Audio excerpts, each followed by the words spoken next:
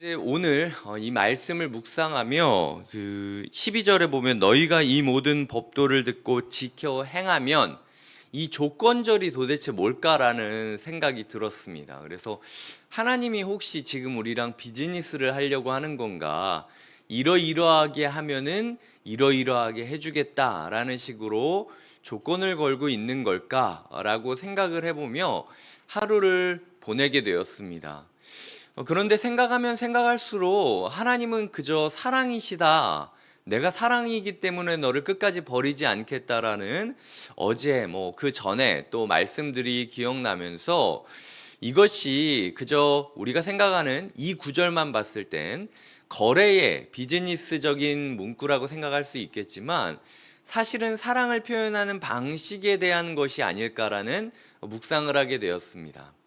얼마 전에 저희 가족이 저한테 너무 맛있는 게 있다고 이 쫀득한 껌 비슷한 젤리 비슷한 거를 준 게 있거든요. 그래서 모든 가족이 그걸 맛있게 먹고 너무 맛있어서 저한테도 줬는데 저는 이빨이 안 좋아서 그거를 먹으면은 잘 안 됐는데 제가 모르고 먹은 거예요. 그래서 엿 같은 그 젤리를 딱 씹은 순간 이렇게 딱 앙 담은 순간 제가 알았어요. 이거 뭔가 문제가 났구나.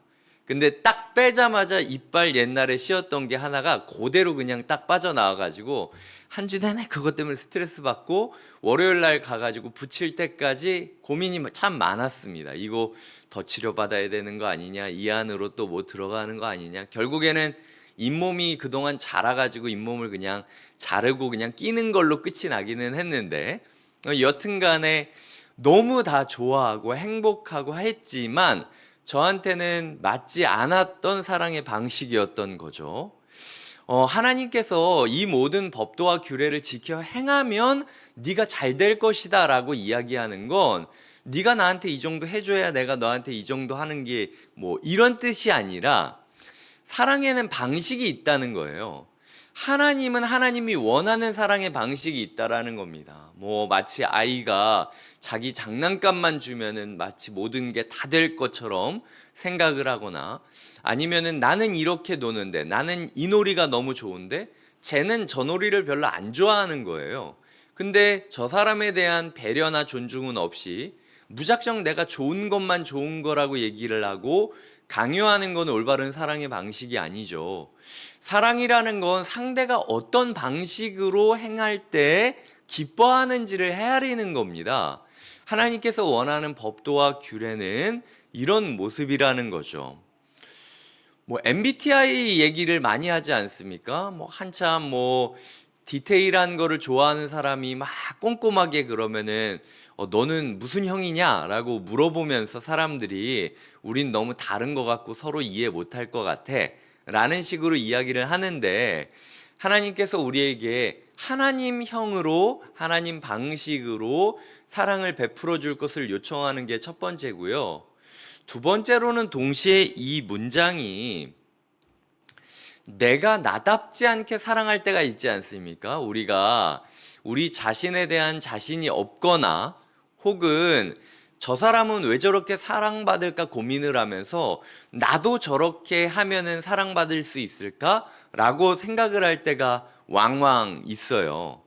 제가 중학교 시절에 굉장히 부러워하던 친구가 있었습니다. 소위 말해서 저는 정말 열심히 살아가는데도 사실은 그렇게 사랑받고 있다라는 느낌이 들지 않는데 그 친구는 그냥 가만히 서 있는데도 사람들이 막 사랑해 주는 것 같은 거예요. 그래서 제가 한두 달 동안 그 친구가 하는 거를 유심히 보면서 나도 저렇게 하면은 그럼 가만히 있어도 사람들이 이렇게 찾아오고 기대고 이렇게 좋아해 줄까 생각을 해서 흉내를 내봤던 적이 있었는데 더 추해지더라고요. 네. 이게 더 어색하고 저도 어색하고 걔도 어색하고 너 무슨 일이 있냐? 왜 그러냐? 약간 네. 그러니까 이제 하나님을 하나님의 맞는 방식으로 사랑하는 게 법도와 규례를 듣고 지켜 행하는 거고, 인간이 인간답게 인간의 모습에 가장 가까운 하나님이 만드신 인간으로서 가장 자연스럽게 하나님과 관계를 맺는 방식이 무엇이냐? 법, 도라는 거잖아요. 정해진 이 길을 걷기만 하면 하나님으로 가는 길은 탄탄대로야 라고 이야기를 하는 거죠. 때로는 오르막길, 때로는 내리막길, 때로는 터널, 때로는 그 정체감이 느껴진다 할지라도 어쨌든 이 길로 가면 하나님께로 가는 가장 최단 코스다라고 이야기를 했다면 인간이 인간다울 수 있는 방식으로 하나님을 하나님답게 여기는 방식으로 사랑해 가는 것이 필요하다라는 거죠. 오늘 본문은 명확하게 우리에게 축복을 약속하고 있습니다. 보시면은 13절에 너를 사랑하시고 복을 주사 너를 번성하게 하시되, 먼저 번성을 약속하고 있죠. 그 번성, 그리고 그 다음에 맹세하신 땅, 세 번째로 내 소와 양을 번식하게 하시니 번식, 그리고 15절에 보면 여호와께서 또 모든 질병을 내게서 멀리하사, 질병. 오늘 본문을 보면서 제 마음 가운데는 번성, 땅, 번식, 질병이라는 단어가 눈에 들어왔습니다. 기독교인이라고 해서 꼭 우리가 기복신앙을 벗어나야 된다라고 해서 성경의 복을 약속하고 있는데 굳이 마다할 필요는 없는 거예요. 가끔 가다가 부모님이 사탕을 줄 때도 있고 초콜릿을 줄 때도 있고 외식을 하자 그럴 때도 있지 않습니까? 그런데 아니야, 우리는 가난해야 돼, 우리는 모든 걸 다 해야 돼, 이 돈으로 낭비하면 안 돼요, 이러다가 또 나 잘 되다가 갑자기 또 망하는 거 아니에요? 괜히 이렇게 나 흔들지 마세요, 이렇게 얘기할 필요는 없다라는 거죠. 오늘 본문은 확실하게 하나님께서 이 법도를 지켜 행하면 번성하게 해줄 것이다, 땅을 주실 것이다, 번식하게 하실 것이다, 그리고 질병에서 구하실 것이다 라고 약속하고 있습니다. 이거는 믿음의 문제예요. 믿어야 되는 겁니다. 이거는 하나님께서 오늘 우리에게 사랑으로 말미암아 축복을 주고 싶다라고 약속하고 있고, 선물을 주겠다는데도 우리가 받기 싫다고 도망 다닐 필요는 없다라는 거죠. 오늘 우리 하나님께서 주시는 축복을 기대하며 마음껏 구하는 삶이 필요하다라는 이야기를 드리고 싶다라는 겁니다. 하지만 기억하셔야 될 게, 하나님께서 이렇게 사막 가운데 헤매고 있었던 백성에게 주셨던 가나안 땅이 진짜 왕궁에서 가만히 서 있으면 에스컬레이터처럼 천국으로 올라가는 길이었냐? 아니었다라는 사실을 우리가 항상 기억하셔야 돼요. 여전히 싸워야 되는 부분이 있었고, 여전히 농사 지어야 되는 부분이 있었고, 여전히 우리가 봤을 때는 중동 지방입니다. 오히려 한국의 사계절이 확실한 한국에서 살아갔던 것이 그 당시 가나안 땅에서 사는 것보다 훨씬 더 축복의 땅이었을 수도 있다라고 저는 생각하고 있어요.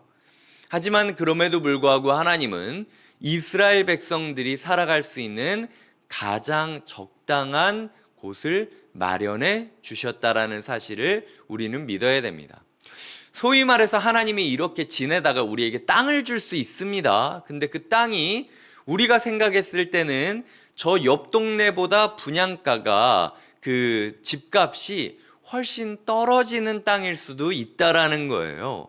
그럼에도 불구하고 하나님이 나에게 주신 기업이 있다면, 주신 번성하게 한, 번식하게 한 가족과 교회와 사회와 내가 머무를 수 있는 곳이 있다면 이곳이 가나안 땅이라고 생각할 필요도 있다라는 것이죠. 네, 그래서 우리의 삶 가운데 하나님께서 우리에게 축복해 주실 것이다 라고 믿는 믿음과 소망과 동시에 이미 내가 가진 것이 하나님께서는 나에게 가장 적합한 축복이다 라고 인정하는 것도 필요하다라는 거죠. 너무 이스라엘 사람들이 약속의 땅, 축복의 땅을 찾다가 한국까지 머무를 필요는 없지 않았습니까? 하나님께서 그냥 머무르라고 한 곳, 그곳에 머무르며 여기가 하나님이 나에게 주신 땅이고 나를 번성하고 번식하게 한 곳이다 라고 여기면 된다라는 거죠.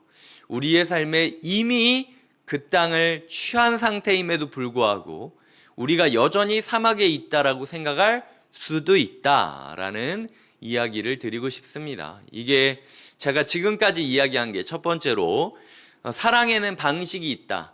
하나님을 하나님답게 여기는 방식, 내가 나답게 사랑하는 방식, 이것이 정해진 법도.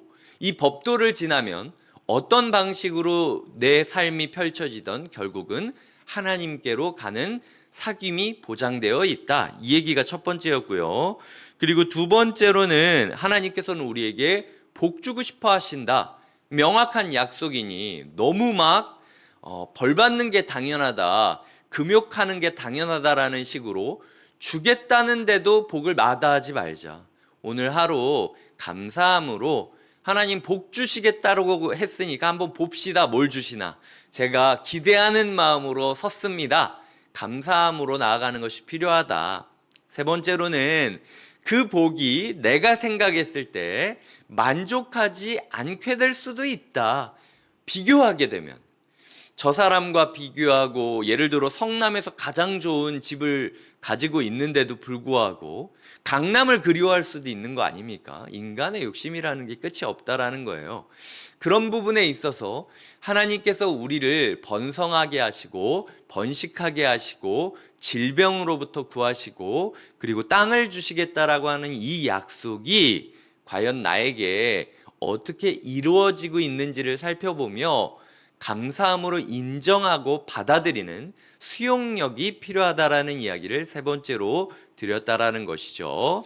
자, 이제 마지막 네 번째는 22절입니다. 22절에 보면 내 하나님 여호와께서 이 민족들을 내 앞에서 조금씩 쫓아내시리니 너는 그들을 급히 멸하지 말라.